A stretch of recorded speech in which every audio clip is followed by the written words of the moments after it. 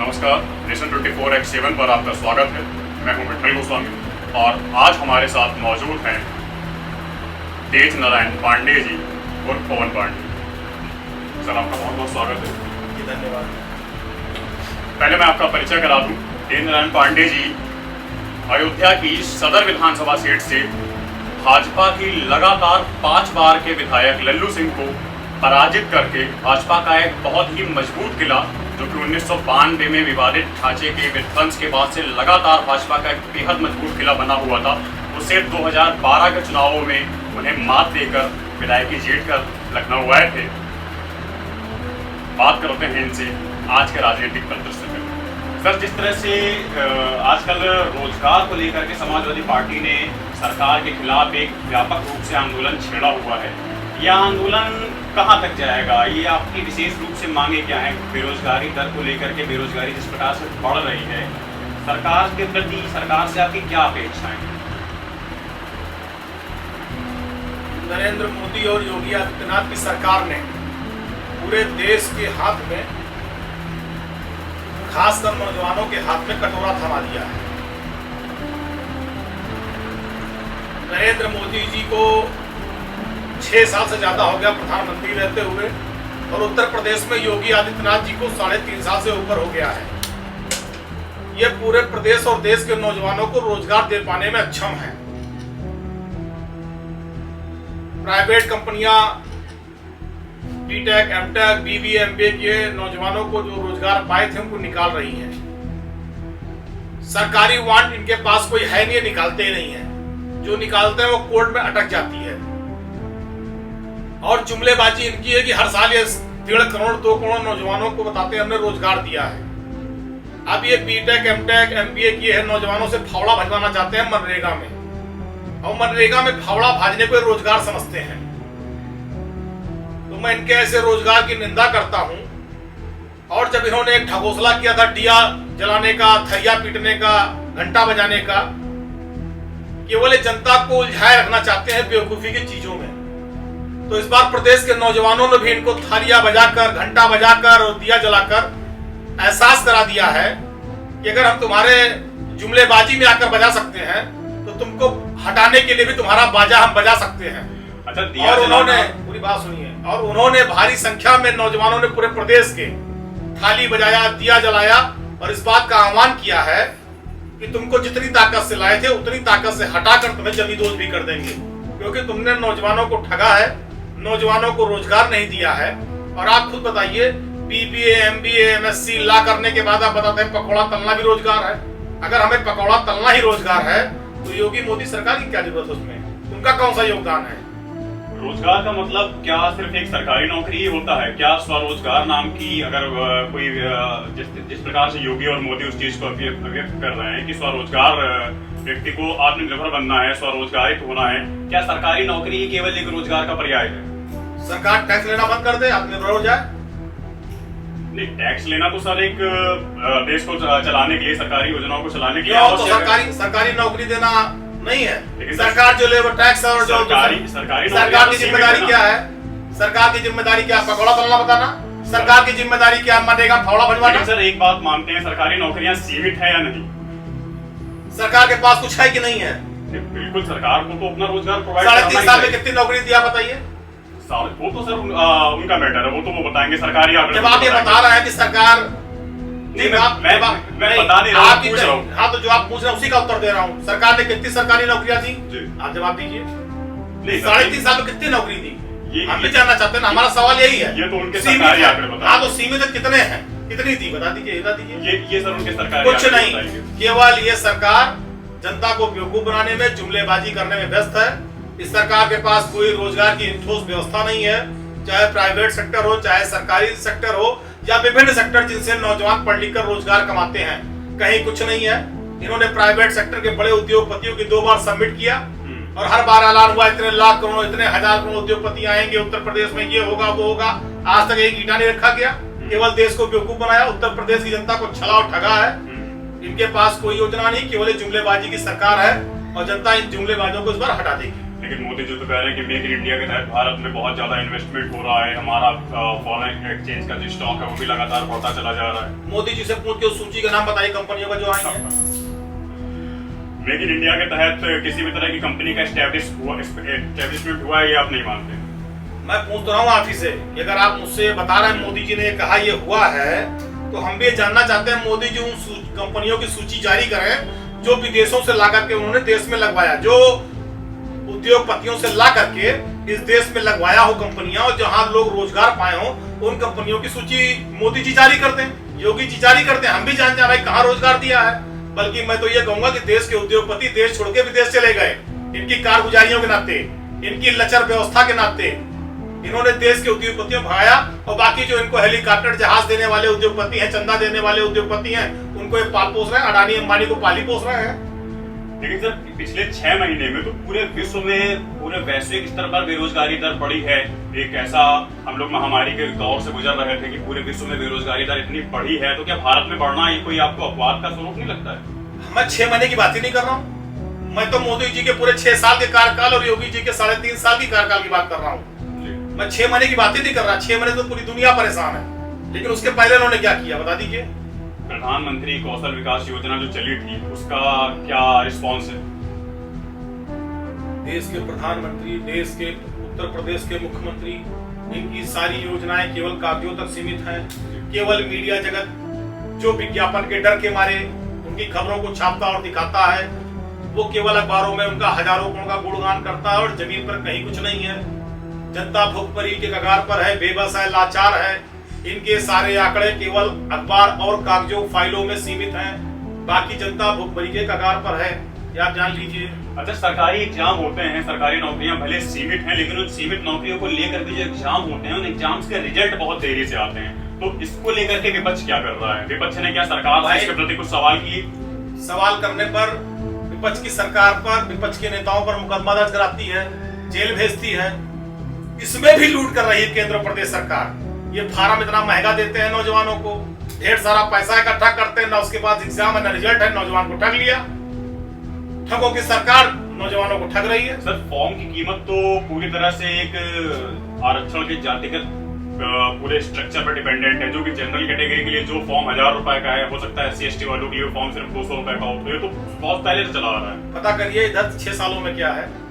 आप जो आंकड़ा बता रहे हो पुराना बता रहे हैं, इधर 6 सालों का अगले पता करिए कि योगी और मोदी सरकार में फार्म का रेट क्या है। अच्छा, अभी जो एक नया कानून प्रस्तावित हुआ है कि किसी भी सरकारी नौकरी में आने के लिए किसी भी कैंडिडेट को 5 साल तक पहले संविदा पर रखा जाएगा, साल में 2 बार उसका मूल्यांकन होगा और 5 साल बाद उसकी नौकरी को पक्की तरह से सरकारी की जाएगी। क्या इस तरीके को आप सही मानते हैं? मैं तो मांग करता हूँ भारतीय जनता पार्टी के प्रधानमंत्री नरेंद्र मोदी जी से और भाजपा के राष्ट्रीय अध्यक्ष जी से कि उत्तर प्रदेश में ये लाने की शुरुआत करना चाहते हैं तो पहले अपने मुख्यमंत्रियों को संविदा पर रखें 5-5 महीने, 6-6 महीने के लिए, और 6 महीने बाद जनता से उनका मूल्यांकन कराएं। अगर जनता उनको नकार दे तो उनको हटा दें। पहले इसकी कर लें, अपने मंत्रियों का मूल्यांकन कराएं, 6-6 महीने के लिए मंत्री बनाएं, 6 महीने के लिए विधायक बनाएं, फिर जनता में उनका मूल्यांकन कराएं। जनता अगर कहे हाँ ठीक है तो रहने दें, जनता अगर नकार दे तो उनको हटा दें। पहले ये व्यवस्था ऐसे लागू करके देख लें, फिर नौजवानों पर ये गुजरात का काला मार डलना है। अच्छा, रोजगार के लिए अखिलेश सरकार ने 5 सालों तक यहाँ पर उत्तर प्रदेश में शासन किया था। युवाओं की बात करके अखिलेश जी सत्ता में आए थे, लैपटॉप बांटने और टैबलेट बांटने की बातें करके आए थे। उस काल में रोजगार देने की दर क्या थी? सबसे ज्यादा रोजगार अखिलेश यादव की सरकार में मिला है। पुलिस भर्ती से लेकर, शिक्षक भर्ती से लेकर, बिजली विभाग से लेकर, स्वास्थ्य विभाग से लेकर, सिंचाई विभाग से लेकर, कोई ऐसा विभाग नहीं जहां पर नियुक्तियां न हुई हों। सारी विभागों में नियुक्तियां हुई हैं। प्राइवेट सेक्टर में सैमसंग से लेकर वेदांता से लेकर ढेर सारे प्राइवेट सेक्टर के लोगों को भी उत्तर प्रदेश में ला करके अखिलेश जी ने रोजगार देने और दिलाने का काम किया है। उन सभी भर्तियों पर लगातार सवाल उठाए जाते रहे कि वे जातिगत आधार पे हुई हैं, वे सारी भर्तियां भ्रष्टाचार का पर्याय बन गई हैं। उनकी भाजपा सरकार ने जांच भी कराई, काफी मामले कोर्ट में भी हैं। कितने लोग जेल गए, कितने लोग जेल गए? ये केवल गोदी मीडिया का प्रोपोगंडा है। जो भारतीय जनता पार्टी के पोषित पत्रकार हैं और जिनको विज्ञापन मिल रहा है, लगातार सेवाएं चल रही हैं, ये उनके द्वारा प्रोपोगंडा है। अभी जो रिजल्ट आया है 3 दिन पहले, उसमें भी 54-55 SDM यादव बिरादरी के हुए हैं। तो बताएं, जवाब दे भाजपा के लोग, आप किसी की प्रतिभा को दबा लेंगे? दूसरी एक बात कहना चाहता हूं, जो 54 एसडीएम का प्रोपोगंडा मीडिया ने किया था कि उस समय यूपीएससी में 60 में 54 यादव हो गए थे, जरा वो वैकेंसी दिखाइए कहाँ थी, कहाँ थे 54 यादव? आज तक कोई दिखा नहीं पाया। वो केवल गोदी मीडिया और भाजपा की आईटी सेल का प्रोपोगंडा था और जनता उसमें उलझ के रह गई। मतलब आप रोजगार के मामले में केंद्र सरकार और राज्य सरकार दोनों को मौजूदा वक्त में विफल मानते हैं। 0/100 देते हैं। अब बात थोड़ी सी कोविड के ऊपर कर लेते हैं। मार्च में जिस तरह से लॉकडाउन हुआ, लॉकडाउन के बाद रोजगार की तो बात छोड़ ही दीजिए, क्योंकि उस समय जितने व्यापारी वर्ग के लोग थे उनको भी बहुत अच्छा खासा नुकसान हुआ। उसके बाद हेल्थ को लेकर के लगातार सवाल उठते जा रहे हैं।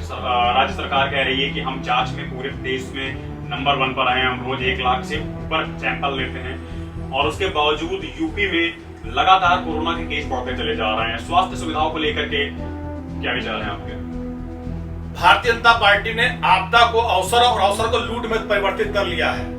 अधिकारी से लेकर इनके मंत्री से लेकर और मैं मुख्यमंत्री तक को कह रहा हूं, क्योंकि अगर लूट हो रही तो प्रदेश के मुख्यमंत्री उसके जिम्मेदार हैं। कोविड सेंटरों में क्या है? लूट है। लोग खाने पीने को नहीं पा रहे हैं। आप बताइए, आप पैसा ले रहे हो, कोविड सेंटर में 1 बजे 1 बोतल पानी दिया जा रहा है, आदमी दिन भर क्या खाए पिया? कुछ नहीं, भूख के मारे मर जाएगा।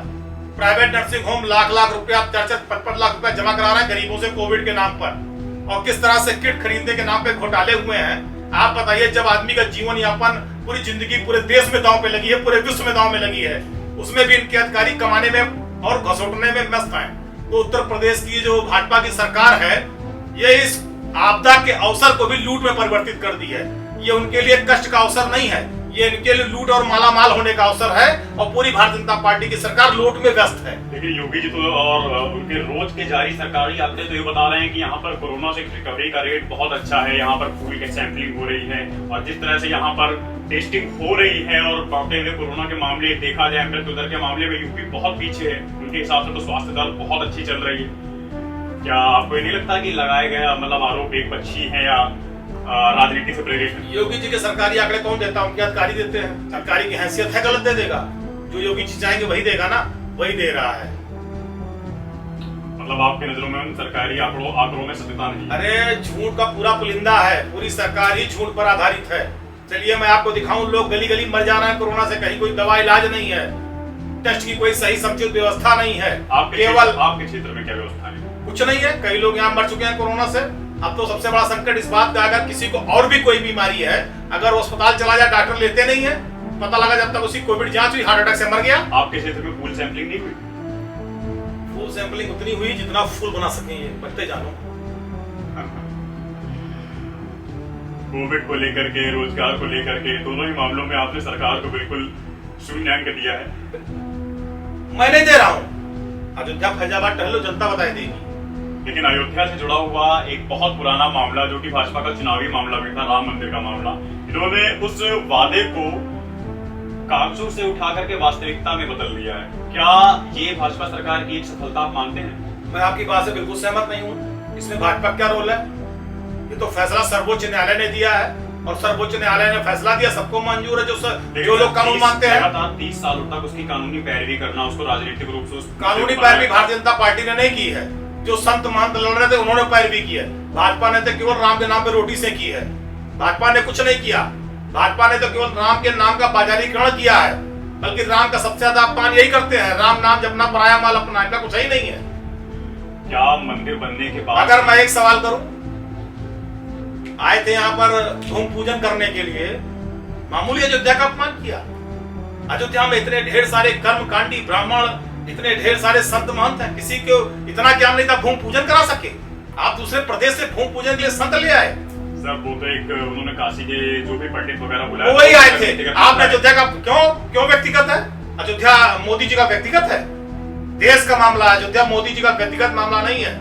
नहीं सर, राम मंदिर के लिए समाजवादी पार्टी ने तो कभी मैंने नहीं देखा कि किसी भी तरह का कोई प्रोटेस्ट किया हो, किसी भी तरह का योगदान दिया हो। भाई हमारी पार्टी ने हमेशा कहा जो सर्वोच्च न्यायालय का फैसला आएगा मानते हैं। कार सेवकों पे गोली चलवाने के लिए भी न्यायालय, कार देखिए सुन लीजिए, कार सेवक को गोली नहीं चली थी।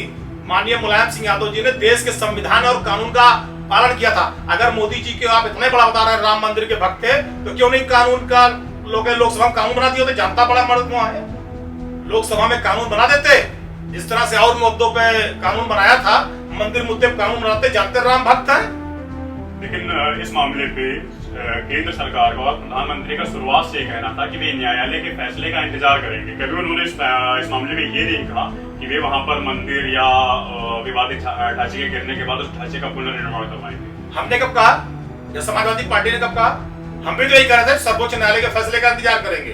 फैसला जो है मान रहे हैं। धारा 370, 35 और राम मंदिर, ये इतने बड़े एक चुनावी वादों को भाजपा ने पूरा किया। क्या ऐसा कुछ है कि राष्ट्रवाद की आड़ में वास्तविक मुद्दों को छुपाया जा रहा है? राष्ट्रवाद की आड़ में देश को कमजोर किया जा रहा है। भारतीय जनता पार्टी के पास कोई मुद्दा नहीं। जब आप बेरोजगारी की बात करोगे तो भारत पाकिस्तान कर देंगे। जब आप रोजी और रोटी की बात करोगे तो हिंदू मुसलमान कर देंगे। जब आप देश की जीडीपी की बात करोगे तो भारत और पाकिस्तान करने लगेंगे। और जब चुनाव आ जाएगा तो देश पे गोली चला के खिलवाड़ करके हिंदू मुसलमान कर देंगे। यही काम है भारतीय जनता पार्टी का। लेकिन सर, जिस तरह से 2002 से मोदी की एक इमेज बनी थी दंगों वाली, आपने हिंदू मुसलमान की बात करी, पिछले 6 सालों में ऐसा कोई भी बड़ा दंगा या किसी भी तरह का कोई भी ऐसा सांप्रदायिक डिस्बैलेंस दिखाई नहीं देता है जिस तरह से आप दावा कर रहे हैं कि हिंदू मुस्लिम किया जा रहा है। अगर डाकू से कह दिया जाए कि पूरे देश में कहीं डकैती नहीं पड़नी चाहिए, क्या होगा? जब दंगा कराने वाले ही सरकार में बैठ जाएंगे तो क्या होगा? दंगा कैसे होगा? लेकिन ये जब तक ये राजनीतिक पार्टियां धर्म के आधार पर, जाति के आधार पर तुष्टिकरण करती रहेंगी, आपको लगता है कि कभी समाज और ये राजनीति धर्म और जाति के दायरे से ऊपर उठ पाएगी? धर्म का दंगा, जाति का दंगा, ये सब भारतीय जनता पार्टी की देन है। हमारी समाजवादी पार्टी हमेशा हिंदू मुसलमान सारे जाति बिरादरी मजहब के लोगों को लेके चलती है। हम आज भी उसका स्वागत करते हैं। धर्म के नाम पे दंगा किसने कराया? हिंदू मुसलमान को किसने भड़काया? हमेशा हर मुद्दे को धर्म से जोड़ने का काम, हर मुद्दे को जहां विफल हो वहां धर्म से जोड़ दो, ये काम केवल भारतीय जनता पार्टी का, किसी और का नहीं। 2022 को लेकर फिर क्या तैयारियां हैं? 2022 को लेकर तैयारियां बहुत मजबूत है। लगातार समाजवादी पार्टी सड़कों पर है।